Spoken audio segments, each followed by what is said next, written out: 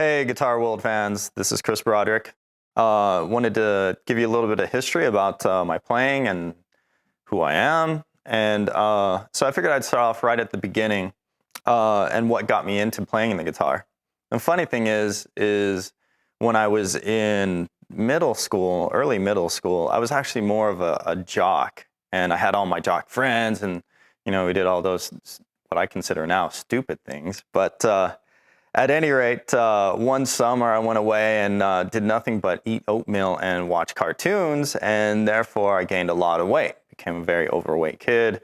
Was kind of ostracized by all of my jock friends, and ended up meeting some cool new friends. Didn't care what I looked like, how I acted, or anything like that. And of course, they were into metal and guitar players. So I started hanging out with them, and one of them would always get so annoyed with me because I was always like, come on, let's go play your guitar. Let's play your guitar. And he would, we'd be at his house and he'd be like, no, let's take a break. Let's go ride motocross or something like that. And I always wanted to play his guitar. So finally I bought one of his friend's guitars that was a Sears guitar. You couldn't even tune it. It had like 18 frets, but it didn't matter. I just had to have it. It was painted red with a can of spray paint, and so I duct taped it with black tape. I had to be Eddie Van Halen and look cool and all of that, and just loved the thing, And I remember all the stupid things that I just loved to do, the pick scrapes and all that. Just the simple. I remember all that stuff just amazing me so much, even though it was just the tip of the iceberg, and. So that's really what got me into playing the guitar in the beginning. It was almost like a social change in my life. And from there, as soon as I got the guitar, I knew I had to have it. I knew that's what I wanted to be. And as I progressed through high school, I started taking tons of lessons. At one point, I was taking 2 classical guitar lessons a week, an electric guitar lesson, a violin lesson, a piano lesson, and a vocal lesson. And it was, I'm sure, way too much to manage. But at any rate, that's what I was doing, and I was taking some college courses while I was still in high school. And, just really getting into it. The funny thing about that is, though, is when, when I was in high school, I almost dropped out for the guitar because I was just so into it. I went to my mom one day and I was like, what? I can't deal with school anymore. I know I want to play guitar. It's what I'm going to be, it's what I'm going to do. And my mom begged me not to drop out of school. And so I stayed there for like another week. The funny thing is in that time, I found out that, whoa, you can actually go to college for guitar.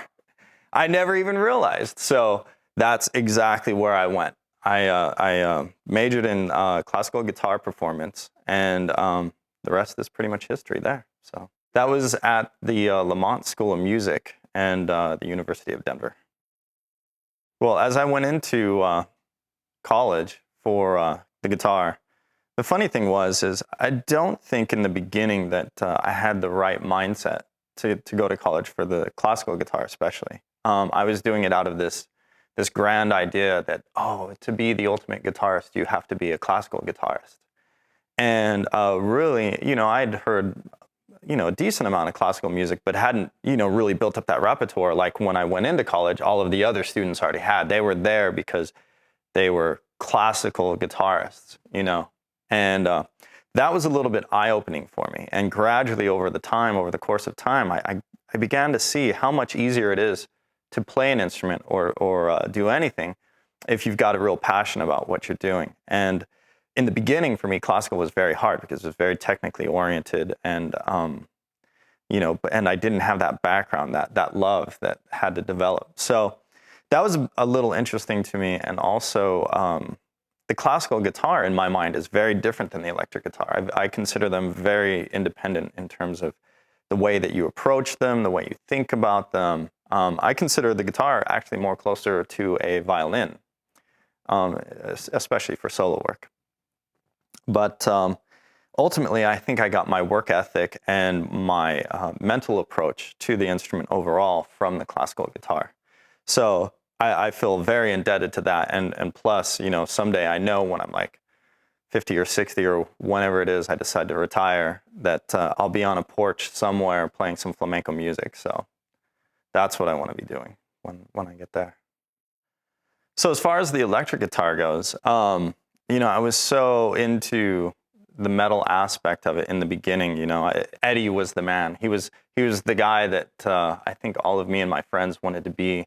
And I remember thinking to myself when I first heard, God, I don't even remember which song it was, but I was like, wait, he's using both hands to play the guitar, and I don't know if it was like, I don't remember if it was that or it was a finger picking thing or something, but I was like, no, if you have to use both hands to actually execute notes on the guitar, it's like, this is going to be so difficult, kind of a thing. But then very shortly after that, I got into Yngwie, and then that was the end of everything, then it's like, oh, everything's Yngwie, and so I had to learn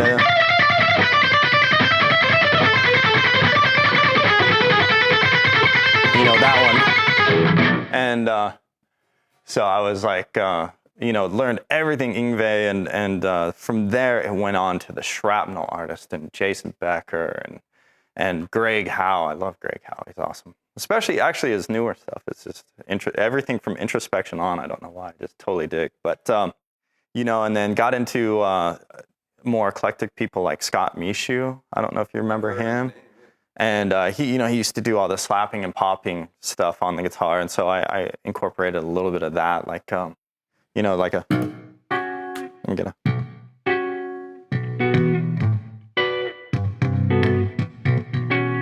Stuff like that, where you would actually slap and pop the instrument, and just different influences from there. Along with the classical stuff, I started getting heavily into flamenco and Paco de Lucia and Paco Peña and all of those guys. And from there, I had the jazz influence through college, because in college you were either a classical snob or you were a jazz snob. And unfortunately, I was kind of neither.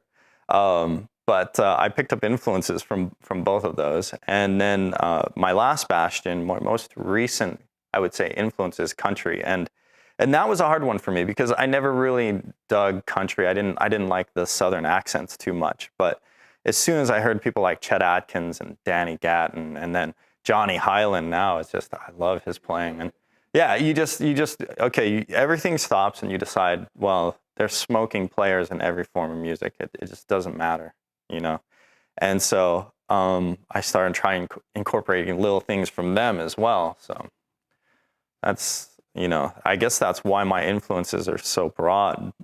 It's just because I can appreciate the effort that everybody puts into their craft. So the funny thing is as time goes on, that only gets worse. I only see more and more like things that you have to approach on the instrument, more different techniques, more styles, more players. And I remember at one time, probably 15, 20 years ago, I'd sit down with the instrument. I'd be like, well, I've already practiced my scales.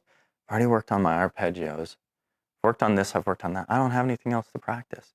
And today it's like, it's just a minefield of things that you're trying to, well, I got to get there. No, wait, I got to get there. And it's too much, So I finally came to the conclusion about that you just got to go where whatever interests you the most takes you. And then hopefully you'll just zigzag through the whole pattern of everything you want to learn and eventually come full circle. So lately my pull has really been on the electric guitar. And unfortunately, my classical guitar has been a little neglected lately. It's got a little bit of dust collecting on it. And I really feel bad about that, because, it's a passion I have as well. But again, like I said earlier, I know when I get the time, I'm just going to be sitting on a porch somewhere relaxing, playing flamenco, playing classical guitar, playing whatever I want. I'll probably pick the violin back up and scare some cats away with that. And,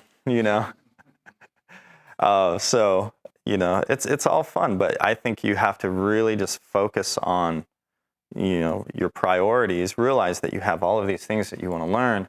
And then as you go through your priorities or the things that really make you want to play the instrument, then hopefully you'll get to everything that you've wanted to get to. But desire is really the best way, I think, to grow on the instrument, because I can't tell you how many times I tried to focus on really memorizing all my chord inversions and stuff like that, and I would just sit there and go through, going through all 4 inversions with the piano voicing, all 4 inversions closed voicing, and all of that stuff, and then a week later it's all gone. But then once you start doing like a standard, a jazz standard or something, and you play through some of those inversions, it sticks with you because it's a piece of music and it's much more desirable than just running through your inversions. The way I practice now is even 2 years ago, I used to, okay, now I got to start off with exercises. So I would do little slur things, and all the little chromatic things that we would taught, most people would be taught. And then I would go through my scales, and then I would go through studies, and then I'd go through repertoire. That's like, it's almost textbook, And now when I put on the electric guitar, I start with a piece of music and deconstruct it from there. So if there's, like say if I'm playing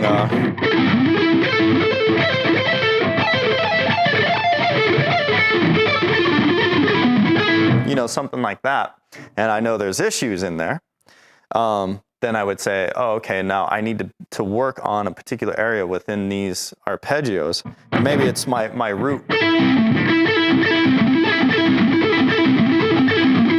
And try and focus on how the hand is sitting against the guitar and how relaxed, everything now for me is how relaxed can I make it?